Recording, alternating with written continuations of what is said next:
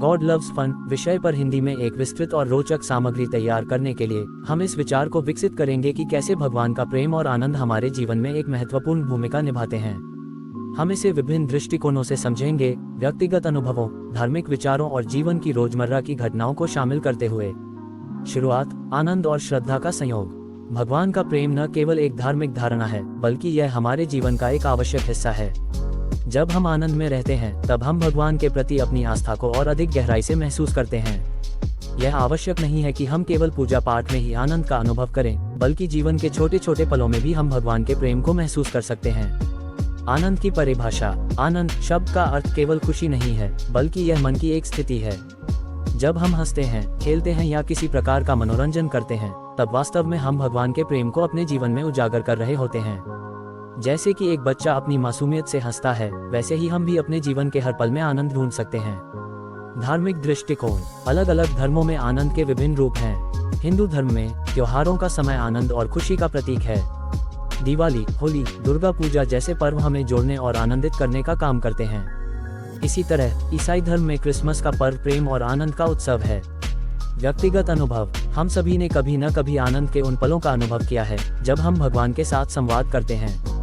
चाहे वह किसी छोटे से बच्चे के साथ खेलना हो या अपनी पसंदीदा गतिविधियों में शामिल होना हो, ये सभी क्षण हमें भगवान की ओर खींचते हैं।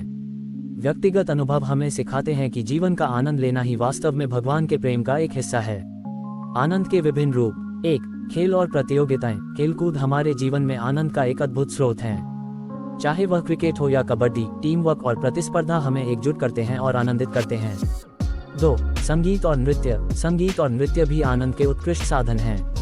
एक अच्छे गीत या नृत्य के साथ हम अपने दुखों को भुला सकते हैं और खुशी का अनुभव कर सकते हैं। 3. हास्य और मौज मस्ती। हास्य का हमारे जीवन में विशेष स्थान है।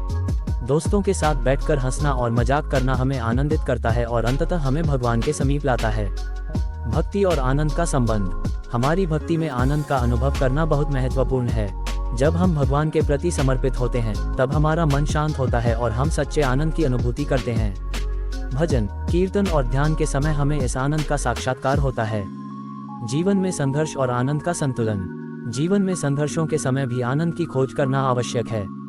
कठिनाइयों के बीच अगर हम थोड़ी बहुत खुशी और मनोरंजन के साधनों का सहारा लें, तो हम अपने मानसिक स्वास्थ्य को बेहतर बना सकते हैं। निष्कर्ष। इस प्रकार गॉड लव्स फन केवल एक वाक्य नहीं है, बल्कि यह जीवन जीने का एक तरीका है। जब हम आनंदित रहते हैं, तब हम भगवान का प्रेम अपने अंदर महसूस करते हैं। हमारे जीवन में छोटे छोटे आनंद के क्षणों को पहचानना और उन्हें संजोना जरूरी है। भगवान का प्रेम हमेशा हमारे साथ है, बस हमें उसे स्वीकार करने और आनंदित रहने की आवश्यकता है। ये सामग्री गॉड लव्स फन के विषय में हमारे विचारों को प्रस्तुत करती है। उम्मीद है कि यह पढ़ने में उपयोगी और प्रेरणादायक साबित होगी।